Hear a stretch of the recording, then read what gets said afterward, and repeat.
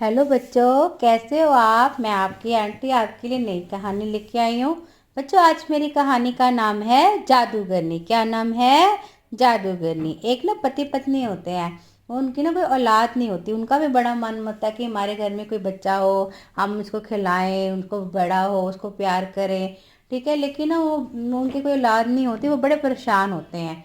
पर ना उनके साथ में एक ना पार्क होता है। उस पति पत्नी के घर के साथ बिल्कुल एक पार्क होता है। उसमें ना इच्छाधारी फल लगे होते हैं। इच्छाधारी फल मतलब कि उस फल को कोई खा लेता है ना, उस पारक के फल को, जो इच्छा रखे वो इच्छा पूरी हो जाती है। पर लेकिन वो जो पारक होता है ना, वो जादूगरनी का होता है। वहाँ कोई ऐसे नहीं जा सकता, क्योंकि जैसे ही उस पार्क में घुसो जादूगरनी आ जाती है। तो जो अगर गलत काम करता है, जब उसको कहना नहीं मानता, उसको मार देती थी। उसको तो बड़े जादू टोने करने आ गए। उसको पता नहीं कहाँ से पता चल जाता था कि मेरे पार्क में कोई आया है। ऐसी वो एक पति कहता कि मैं ऐसे जाऊंगा, वो तो आ जाएगी। कहती कोई बात नहीं, आप उससे मतलब कि मिन्नतें कर लेना, उसको मना लेना, तो आप जाके तो देखो एक बार। वो मान के चला जाता पति उसकी बात। तो ना वहाँ जो जैसे ही एंटर करते उसी टाइम जादू करने आती है। कहती ओए, तुम क्या करने आए हो मेरे पार्क में। कहता है मैं तो ना आप ही से मिलने आया हूँ, मुझे पता है कि मैं इस पार्क में आऊँगा तो आप आओगे। वो बड़ी खुश होती है कि चल इसने मेरा कहना तो माना, कि मैं भी मेरे इंतज़ार किया इसने, मेरे से पूछेगा कोई बात। कहती हाँ क्या बात है। कहता है ऐसे हमारे ना कोई बच्चा नहीं है, मेरी पत्नी चाहती है कि मैं इस इच्छाधारी पारक का एक फल खाऊं, तो शायद मेरे भी एक भी बच्चा हो जाए। तो वो जादूगरनी कहती है हाँ हो तो सकता है, फल भी मिल सकता है, लेकिन एक मेरी शर्त है। कहता कैसी शर्त। कहती तुम्हारे ना दो बेटियां होंगी इसको फल को खा के, तो उसमें से ना एक बेटी मुझे देनी पड़ेगी। वो जो पति होता है कहता है ये तो मैं बात अपनी पत्नी से पूछ के बताऊंगा, भी ऐसे मैं अकेला कैसे कह दूं। कहते ठीक है, तू कल आना, अपनी पत्नी से बात करके आना। अगर वो मान जाएगी तो कल तू फल ले जाना, तो मैं तुझे दे दूंगी। कहता ठीक है। वो घर आता अपनी पत्नी को बात बताता है कि वो कहती है बे उसकी जादूगरनी की बात बताता है कि उसने ना शर्त रखी है कि ऐसी दो बेटियां होंगी, एक उसको देनी पड़ेगी। तो उसकी पत्नी बड़ी परेशान हो जाती है, ये कैसी शर्त है, ऐसे मैं अपना बच्चा कैसे उसको दे दूँ। फिर वो थोड़ी देर बाद सोचती है, कहती है हाँ हो सकता है जादूगरनी भी अकेली रहती है, उसका भी मेरी जैसा ही मन होएगा ना कि मैं भी किसी बच्चे को खिलाऊं। चलो कोई बात नहीं, एक वो पाल लेगी एक हम पाल लेंगे, आप बोलाना। उसको तो ऐसे होता है कि एक ही चाहे हमारे घर में बच्चा आता है। तो वो पति होता है वो चला जाता है। कहता है मेरी पत्नी को ना शर्त मंजूर है जादूगरनी, तू मेरे को एक फल दे दे। तो जादूगरनी ना एक सेब तोड़ के दे देती है।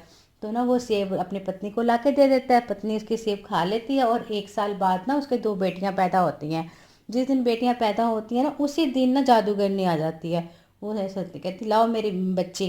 कहती वो उसकी पत्नी कहती है प्लीज़ दे रहने दो ना, मैं ही पाल दूंगी। कहती नहीं नहीं, अभी मैं इनको दोनों को ही मार दूंगी अगर तूने मेरी एक बेटी मुझे नहीं दी। वो बेचारे डर जाते हैं कि ऐसे क्यों मैं किसी को मरवाऊँ। तो कहती अच्छा ठीक है ले जाओ। तो जो पति पत्नी के पास बेटी रह जाती है उसका नाम वो फूल रखते हैं, और जो जादूगरनी होती है वो जो लेके जाती है उसका नाम वो पुंजल रखती है। तो उसको पालने लग जाती है। धीरे धीरे ना जब लड़की बड़ी होने लग जाती है ना पुंजल, वो ना उसको जादूगर वगैरह सिखाना चाहती है। लेकिन ना वो जादू सीखना नहीं चाहती, उसको अच्छा नहीं लगता होता ये जादू के खेल वगैरह ना। तो उसको बड़ा गुस्सा चढ़ता है जादूगरनी को। वो ना जब जैसे जैसे बड़ी होती है ना, 10-12 साल की हो जाती है, तो उसको ना उसे कमरे में बंद कर देती है, कैद कर देती है। पर जब पुंजल होती है ना बहुत सुंदर होती है, सुंदर तो फूल भी होती है, तो पुंजल भी बहुत सुंदर होती है। उसके लंबे लंबे बाल इतने लंबे होते हैं। इसको ना एक कमरे में बंद कर देती है।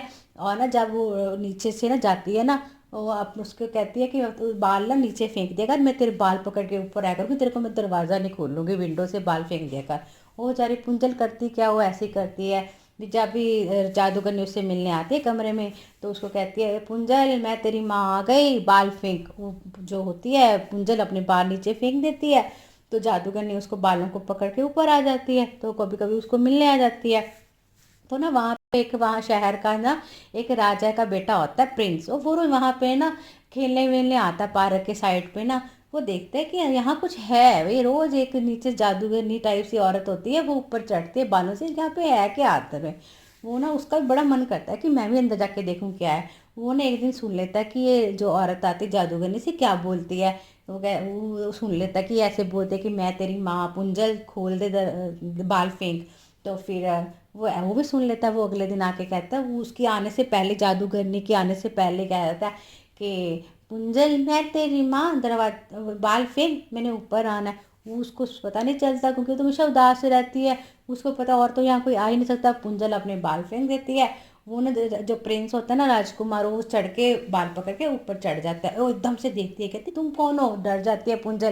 कहता है मैं राजा का बेटा हूँ, मेरा नाम प्रिंस है, ठीक है। तो मैं रोज देखता हूँ ये यहाँ से कौन चढ़ता है, मेरे मन करा था मैं देखने के लिए भी कौन है। कहते पर तुम तो बहुत सुंदर लड़की हो, बहुत अच्छी भी लग रही हो। क्या फिर वो कहती तुम यहाँ कमरे में क्यों बंद हो, प्रिंस उससे पूछता है। तो पुंजल उसको सारी बात बता देती है, कैसे मेरी माँ जादूगरनी है, मुझे जादू सिखाना चाहती है, मेरा मन नहीं करता सीखने का, तो उसने ना मुझे यहाँ पे बंद किया हुआ है, ठीक है। तो वो ना कहता अच्छा, कहते कोई ना तू रहने दे, मैं तेरे को ना कल ले जाऊंगा यहाँ से भगा के, तेरे हम ना दोनों शादी कर लेंगे, फिर तेरी माँ कुछ नहीं कहेगी, ठीक है। कहता मैं कल आऊँगा। तो वो वापस आ जाता है। तो जो शाम को उसकी माँ उसको मिलने आती है ना, तो वो अपनी माँ को ना सारी बात बताती है। पुंजल तो बहुत साव होती है, वो जादूगरनी अपनी माँ को सारी बात बता देती है कि प्रिंसेस ने मेरे को शादी करा के ले जाएगा, आप तो मैं तुम्हारी कैद में नहीं रह पाऊंगी।